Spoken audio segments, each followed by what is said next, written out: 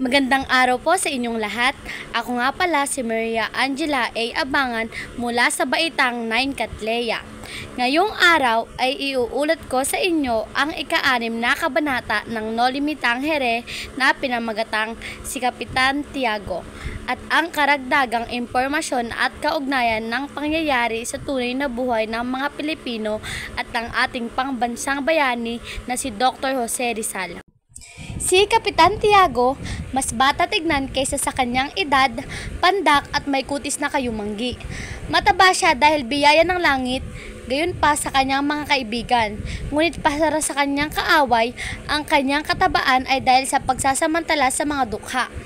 Maitim na buhok, may matang hindi masinagan ng emosyon, maliit at bilugan ng ulo, katamtaman ang hugis ng ilong. Masasabing gwapo siya kung hindi ngingiti at makikita ang sungki-sungking ngipin dahil sa pananabako at pangangityo na laging nakabukol sa kanyang panga. Tinitingala si Kapitan Tiago dahil isa siya sa pinakamayamang mangangalakal sa Binondo. Marami siyang lupain at ari-arian sa iba't ibang lugar na tinataasan niya ng renta taon-taon. Kasosyo niya ang inchik sa pagnenegosyo ng opium at kumakita sila rito ng limpak-limpak na salapi. May konsesyon siya sa pagkain ng mga preso at may kontrata sa kabayo sa iba't ibang kumpanya. Naniniwala siyang naipanalangin siya ng kanyang mga salapi sa pagpamisa ng pari. Mabayaran ang mga dukha para siya ipagrosaryo. Sa tirahan ni Kapitan Tiago ay makikita ang isang magandang kapilya na puno ng mga santo't santa. Hindi siya nagpapahuli kung abuloy na panrelihiyon ang usapan. Sa taunang parangal sa Birhen ng Antipolo, si Kapitan Tiago ang karaniwang gumagasta ng malaki para balikatin ang halaga ng 2 misa. Kasundo niya ang opisyal ng pamahalaan at masunurin siya sa batas. Nagre-regalo siya ng hamon, baboy, pabo, prutas mula sa China. Lagi siyang may handang orkestra na bumabati at humaharana sa kaarawan ng Kapitan General, Alkade at mga piskal. Ipinapalagay ni Kapitan Tiago na hindi siya Pilipino, na siya ay napapabilang sa mga Kastila. Nangunguna siya sa pamimintas ng mga katutubo. Nag-iisang anak si Kapitan Tiago ng isang mag-aasukal. Mayamang maituturing ang mga magulang nito, ngunit ganid na ayaw gastahin ang pera sa pag-aaral ng mga anak. Napilitan itong mamasukan sa isang Dominikong pari noong siya ay musmus pa lamang. Umalis si Kapitan Tiago sa simbahan nang mamatay ang Dominikong pari. Sa kanyang pagbibinata ay hinarip niya ang pagiging mananalakal. Nakilala at kalaunay pinakasalan niya ang isang magandang babae na taga Santa Cruz na si Pia Alba. Nagtulungan ang dalawa upang paunlarin ang kanilang kabuhayan. Isang malungkot na pangyayari sa 6 na taon nilang pagsasama ay hindi sila nagkaroon ng anak. Pinayuhan siya ni Padre Damaso na pumunta sa Obando upang sumayaw at humingi sa piyesta ni San Pascual Bailon. Dahil sa payo ay nagdalang tao si Doña Pia. Pero isang napakaselang paglilihi ang dinanas nito. Naging malungkutin siya at nawala ang dating matamis ng ngiti. Isang napakataas na lagnat ang dumapo dito na naging dahilan ng kanyang pagkamatay. Naiwan niya ang isang magandang sanggol na babae. Pinangalanan niya itong Maria Clara bilang pasasalamat kay Nuestra P. Señora de Salambao at Santa Clara. Naging ninong ni Maria Clara si Padre Damaso dahil ito ay kaibigan at tagapagpayo ng mag-asawa. Lumaki si Maria Clara sa pangangalaga ni Tia Isabel. Nanirahan ito sa San Diego dahil tuwang-tuwa sa kanya si Padre Damaso. Si Maria Clara ay mayroong malalaki at maitim na mga mata. Mahabang pilik mata, mamula-mulang kulot na buhok at matangos na ilong. Maninipis na labi at makinis at maputing balat.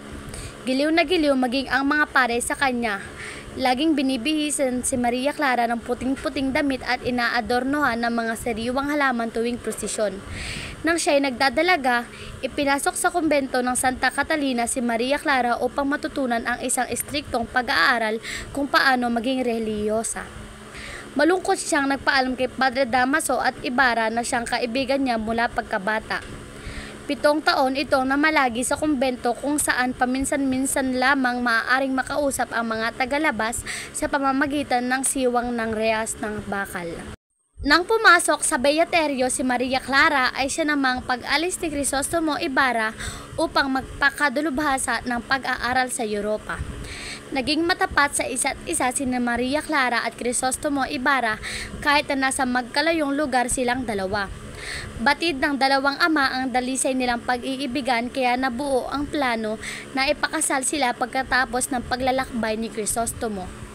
Ngayon naman ay dumako tayo sa mga karagdagang impormasyon ng Kabanata 6. Inilalarawan dito ni Rizal ang isa niyang tauhan na si Kapitan Tiago.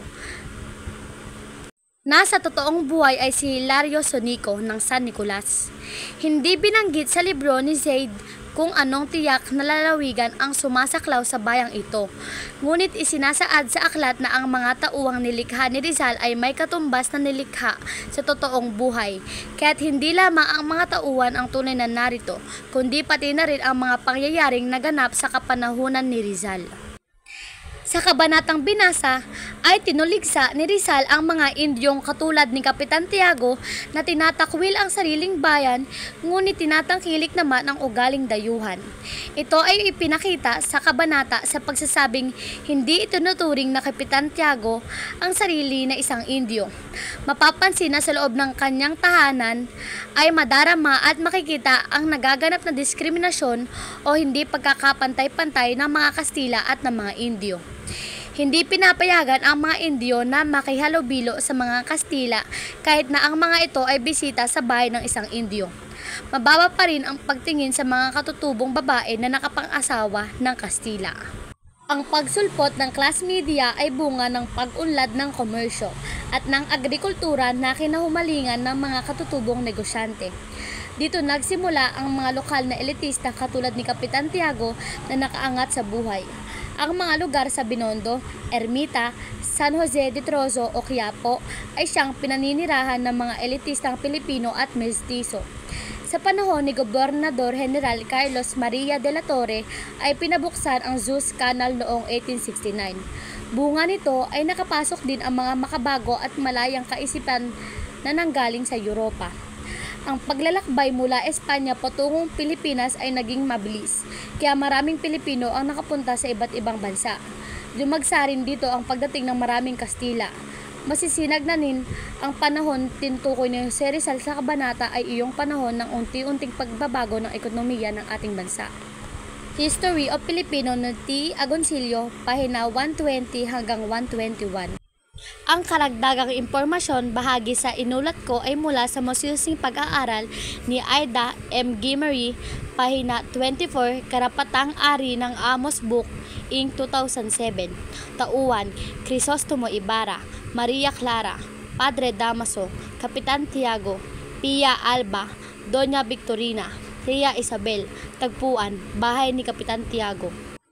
Talasalitaan, Bugtong, Nag-iisa, Ganid, Sakim, Kapuspalad, Salat, Kawaksi, Katulong, Magsing-irog, Magkasintahan, Nagkubli, Nagtago, Tinutuligsa, Pinupuna, Tiwasay, Tahimik, Umaalipusta, Umaapi.